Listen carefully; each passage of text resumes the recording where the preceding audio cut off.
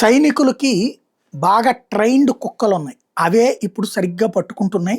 ఉగ్రవాదిని గుర్తిస్తున్నాయి. నిన్న ముగ్గురు తీవ్రవాదుల్ని ప్రాణాలు తీసింది కూడా అట్లాంటిది. ఆ సందర్భంగా ఒక కుక్క దారుణమైనటువంటి పరిస్థితి ఫేస్ చేస్తుంది. కాశ్మీర్‌లో ఆదివారం జరిగిన ఎన్‌కౌంటర్‌లో టైసన్ అనే స్నిఫర్ డాగ్ హీరోగా నిలిచింది. దాని మూలంగానే ముగ్గురు పాక్ ఉగ్రవాదులను సైన్యం మట్టుపెట్టగలిగింది.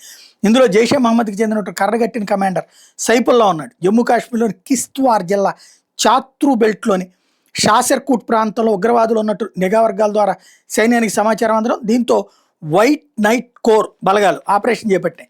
వాళ్ళు రెండో పారా స్పెషల్ ఫోర్సెస్ చెందినటువంటి స్నిపర్ డాగ్ సహకారం తీసుకున్నారు. ఉగ్రవాదులు దాక్కుని ఇంటి దగ్గరకి తొలుత టైసన్ వెళ్ళింది. అందులోనే వాళ్ళు ఉన్నట్టు నిర్ధారించింది. సైనికులు ముందుకు సాగుతుంటే టైసన్ మరింత ముందుకెళ్ళింది. దీంతో ఉగ్రవాదులు కాల్పులు జరిపారు. టైసన్ కాలికి గాయమైంది. అయినా అది వెనక్కి తగ్గలేదు. ఉగ్రవాదులు గుర్తించేదాకా సైనికులతోనే ఉంది. ఎన్కౌంటర్ తర్వాత టైసన్ హెలికాప్టర్ ఉదంపూర్ ఆసుపత్రికి తరలించారు. ప్రస్తుతం దాని ఆరోగ్యం నిలకడగా ఉంది. ట్రాషీ ఐ పేరుతో చేపట్టే ఆపరేషన్లో మృతదేహాలు గుర్తుపట్టలేని విధంగా కాలిపోయినాయి. హతమైన వాళ్ళలో సైఫుల్లా ఉన్నట్టు అధికారులు చెప్తున్నారు. అతను 5 ఏళ్ల కింద భారత్లోకి చొరబడ్డాడని, అప్పటి నుండి క్రియాశీలంగా ఉన్నాడని చెప్తున్నారు. గతంలో పలు ఎన్కౌంటర్ నుంచి అతను తప్పించుకున్నాడని చెప్తున్నారు. వాస్తవంగా పెట్రోల్ పోసి తగలబెట్టేశారని చెప్తున్నారు.